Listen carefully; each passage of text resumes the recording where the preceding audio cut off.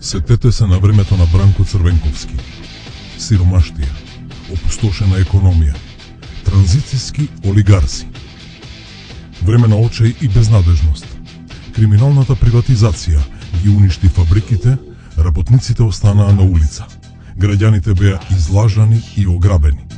Во рок не подолг од недела дена, владата на Република Македонија ќе излезе пред ова собрание и пред целата македонска јавност да ги предложи кои се начините и формите, која е динамиката за обештетување на граѓаните штедачи во Република Македонија.